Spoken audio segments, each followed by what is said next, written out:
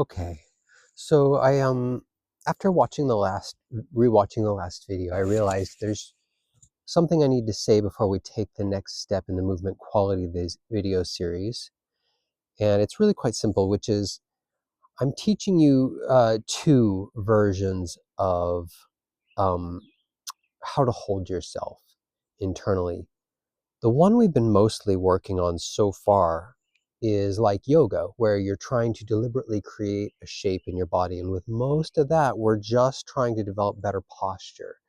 However, when you start holding that ball and stuff, it gradually develops a subtle softness of angle that creates that subtle roundness, right? So when you're doing this particular method and you're trying to, again, we are creating complex shapes in the body, but we're trying to do it very gently and very naturally. I'm trying to draw you back to natural and away from the artificial. That's my personal experience with what works the very best for health. So when you're doing that form, you want to be in that center and you want to lengthen and expand the spine from there, and you want to move from there, and you want to have that sphere in your belly sort of fill up your world, so that when you're holding a sphere out here, it's an expansion. When I'm holding a sphere out here, it should be an extension of the sphere that's down here in my dantian.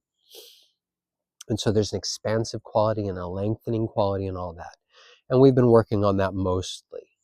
But you can't walk around all day like, lifting and expanding and trying to be really proper posture all day long. It's exhausting. And that's not going to bring you good health, is to be super exhausted. So I wanted to express that there's these two methods. The one is to body shape, and the other is how we want to actually move and be in our bodies pretty much the rest of the time. When we're not deliberately doing the yoga, we set the yoga aside. It develops the shape in our body. It develops learning how to move our belly first, and it develops keeping us down weighted and all that great stuff. But you don't want to take that slight extra tension that you have to hold while you're making the shape. You don't want to take that into your everyday motion. You want to relax in everyday motion. So this section that we're moving into now is the section where we want to talk about a different way of being in our body. And in this particular way of being, it's mostly just about deep relaxation. The more relaxed you are, the more perfect you're going to have the internal experiences occur.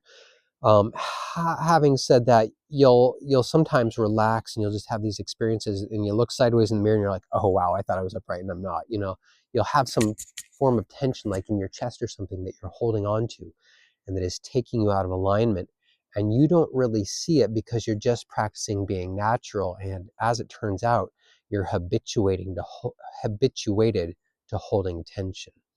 So we're trying to unhabituate you from those tensions. And we're trying to strengthen those ones out with the yoga versions, the lengthening, create a shape version.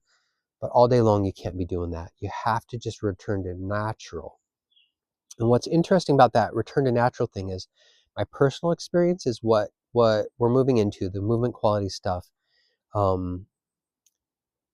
It's the very best for partner exercises and for all day long. Like if you're just walking around all day, you should be focusing on what we're going to be working on in these coming weeks for movement quality. And, other than just keeping yourself upright. And you want to just learn to relax as much as possible and not be holding things all day long and not be thinking about your posture all day long. So anyway, my assessment is that it is actually the best way when you're actually doing partner practices and when you're walking around all day long and just living your life. So I just thought I wanted to clarify that before I move into the next video. I know it's been a couple weeks, but it's always a good idea to take whatever exercise I've done last time and just keep playing with it until you see the next video. There's a lot. And if you're only doing the 10 to 15 minute sections a day, you're ultimately going to have to decide which moves are really valuable to you. On the other hand, if you really want to master the art, then you eat them all up. So anyway, food for thought, making sure we understand that we're moving into a second way of being, or rather it's a different way of being on a certain level, because you're not trying to shape your body anymore. You're just trying to respond to energy that's being pressed into your body, or as you're reaching down to pick something up, how do you reach into that in a cohesive, centered, healthy way that doesn't break down your body? So all that's what's coming up. Yeah, I'll see you probably next week with the next video on, again, just centered, feet pretty close together. I had us doing heels, touching, and a spread between our big toes. You can actually put your feet all the way together if you want. That's fine too. That really narrow stance, though, with your feet touching, whether it's whichever version it is, that very narrow stance is great for this particular exercise because you really feel that sway. And as you come up to the edge of that boundary and you feel yourself going, no, no, no, no, no, see if you can put the no down and relax back to the center of the center of the center, which is right between your feet, right through your perineum, right to the center of the earth. It's literally a plumb line of gravity that your body is always in. And learning to feel that plumb line, it almost ends up feeling internally when you're upright. I sometimes call it a wall or a stack, or I don't know how to describe it, but a column, I think, is one of my favorite terms, where you just feel like you're moving a column around super lightly. Yeah, I think I forgot what I was about to say. Lost track of it. Anyway, I think I've said what I needed to say. So keep practicing with that. Yes to the center. Don't say no to the edges. In fact, I would recommend, and I'm not sure if I mentioned, if you get out to that edge and you feel the no, no, no coming up, as you set that no down, if you fall, go ahead and do it.